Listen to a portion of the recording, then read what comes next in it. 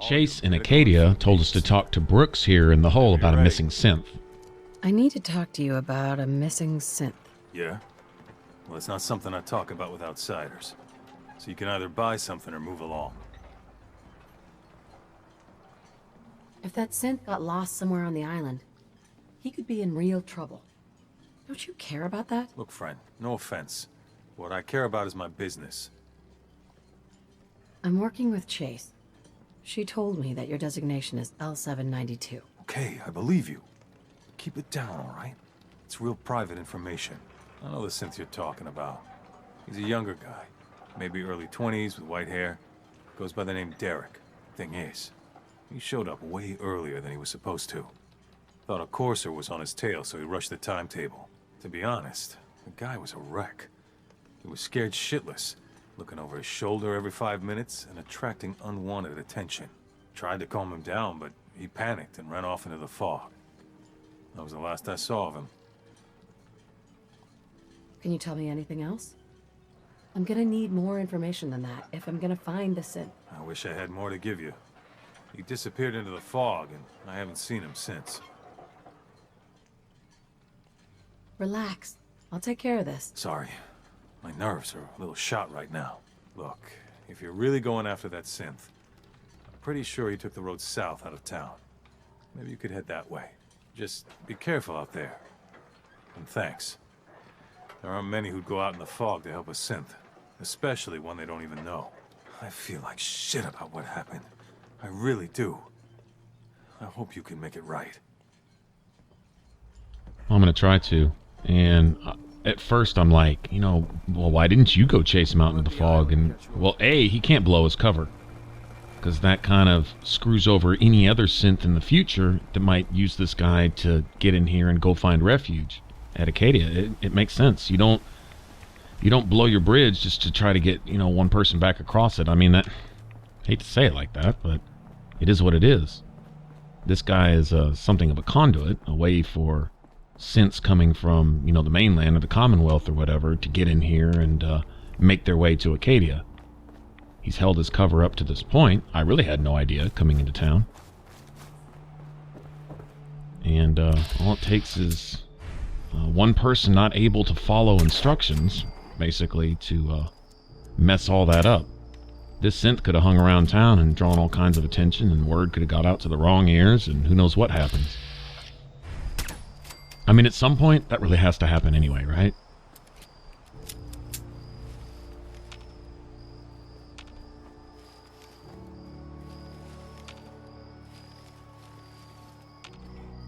The Institute is obsessed with keeping their property. Synths are as human as they can be when it comes to Institute ego, but when it comes to Institute convenience, as far as using them as slaves and using them as property and just material things, well, then all of a sudden they're just robots. So it's a matter of convenience. When their conscience is concerned, they're robots. Where their pride is concerned, oh yeah, they're more human than humans, Hypocrites. Double standards. And the synths are all caught in the middle. Basically, they take a person out of a person and translate it to hardware. And then when that person wakes up in this new hardware body, they're terrified, not knowing what's going on. Whatever memories they've got have been twisted and meddled with and mutilated by these scientists, perverts. Anyway, so this guy's terrified out of his wits, has no idea what to do, comes here, doesn't... I mean, can you imagine being on the run and not knowing who's the good guy and the bad guy? Anyone with a smile on their face could turn around and turn you in, or kill you, or capture you and throw you back in a cage, or wipe your mind and strip your... everything you are away from you. I mean, that's some brutal shit, really.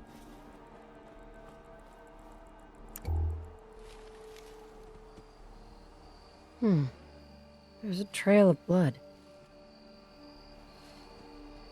Well, that's not a good sign. It could be any number of things.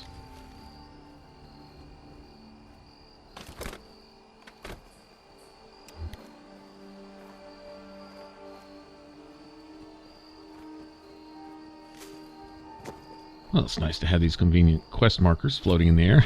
over these blood puddles, because I sure as hell probably wouldn't be able to find them in the dark.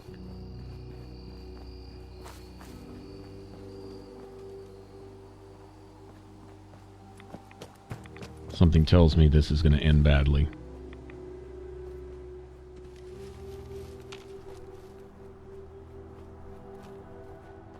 You know, you say, well, whose fault is it that this happened with this synth? Well, it's nobody's fault, per se, except the Institute for putting all this in motion in the first place. That looks... yeah, that's a trapper. Why isn't he hostile? I'll come in ready to shoot. Fresh meat crawling in from the fog. Don't care if it's mire lurk or man. I'm not looking for trouble. I just need to find someone, a young man with white hair. You help me, I'll leave. Yeah, we found him. One of the fog's creatures already attacked him. He was bleeding out, but, you know, why waste the meat? Here, well, what's left? Take it. Oh, yeah, there's only one solution for you. Don't come back. Who the hell are you talking to? You and your compadre over there, bitch. Freak.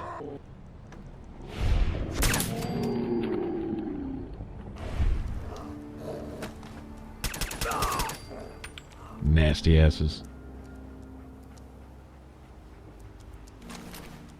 Dogmeat's like, oh, you want this loot? Here, let me stand on top of it so you can't get it. Yeah, oh, you want that loot too? Here, let me go over here. Oh, you want this? Let me just stand on top of that too. Well, it ended badly. I didn't think it would end this badly. But there you have it. Nasty ass.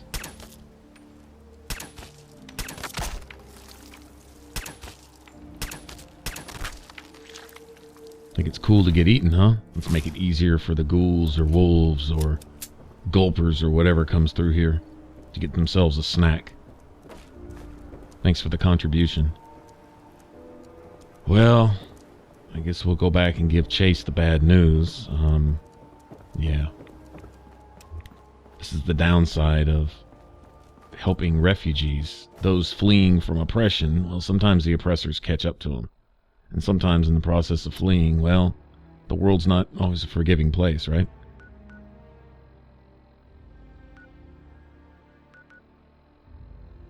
I was looking up here. There's Longfellow's cabin. I want to go do some building. You know what? This has been kind of depressing, to be honest. I think I'm going to go tell Chase what happens, and I'm going to meet you guys over at Longfellow's cabin. We're going to do some building. We're going to do some therapeutic beachfront building. And if that sounds boring, I'm sorry. Well, you know, then skip tomorrow's video. But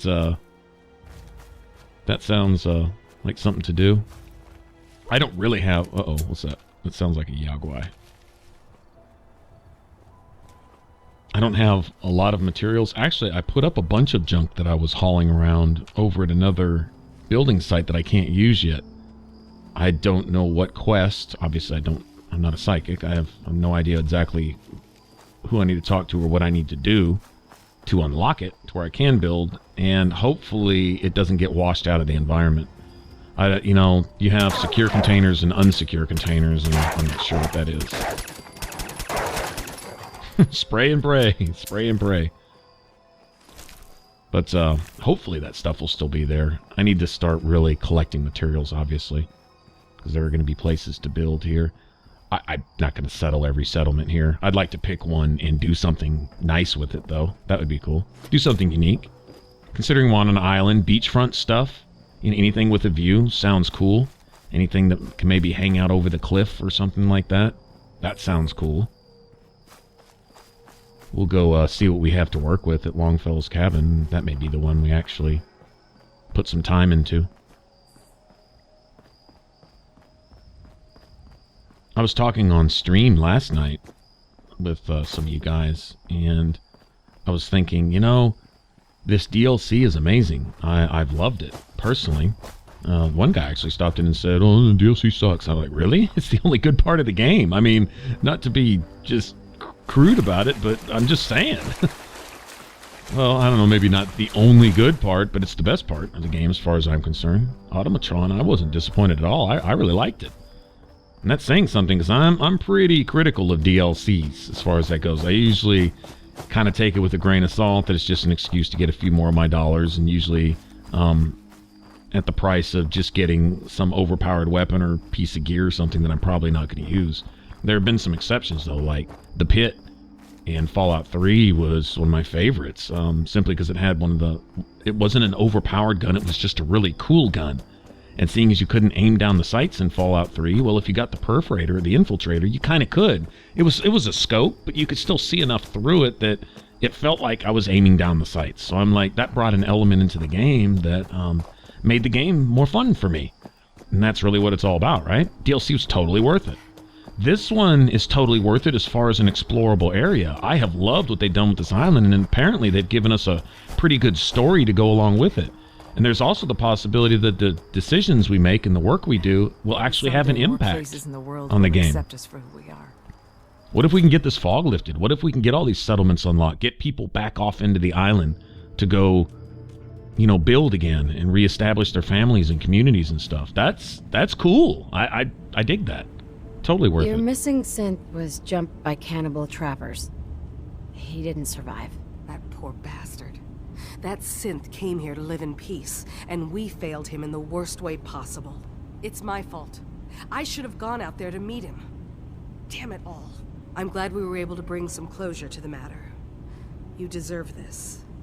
And shall we say 200 caps?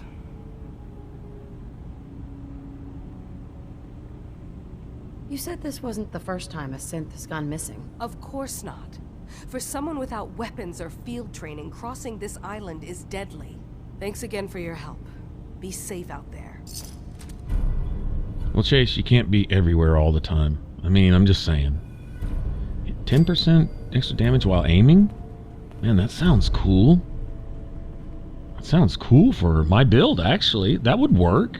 I'd rather have a mighty weapon that just does extra 25% damage. Or an instigating weapon that does double damage to full health targets, which sounds absolutely ideal. If I find an instigating 10mm, this deliver is going in the trash. Be honest. Buy something or what?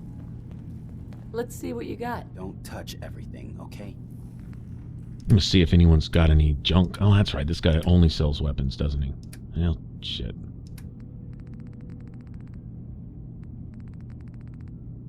Yeah. I'll buy his ammo, I guess. Don't have a whole lot of stuff to sell him, honestly. Yeah, I'm not going to get much of that back. Yeah, I need to buy some shipments of steel. Concrete, of course. I'm a huge fan of concrete. Let me go ahead and get rid of some. I'm not going to use that. There's no point in hanging on to it. I've just got to keep telling myself I'm better off here than dead. Need something? Yeah, this is Let's the guy see that what you has have. scrap, I think. Best Acadia has to offer, coming right up. But anyway, what I was saying is this DLC is amazing as far as just an explorable area. This is a good addition to the game. But on the downside, well, and maybe something will pop up. Maybe there is some item of clothing or some piece of gear or something. Although I'm pretty happy with my armor set. I like the look. I like the little ninja suit look. I'm perfectly content with that. But if there isn't a signature weapon, then there's no excuse to come back here for me.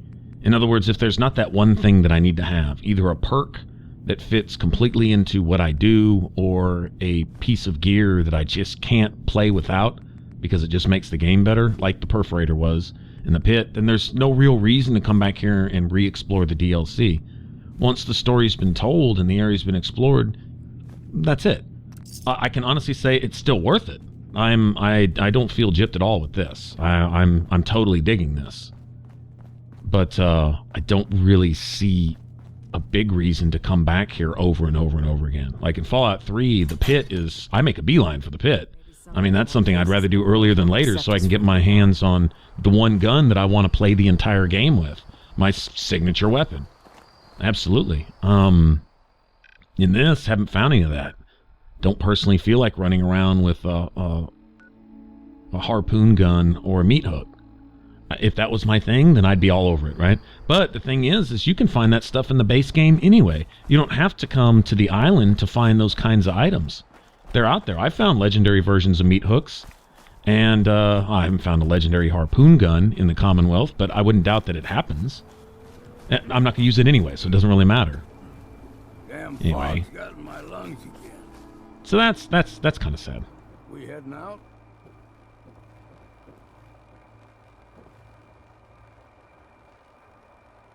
Not yet.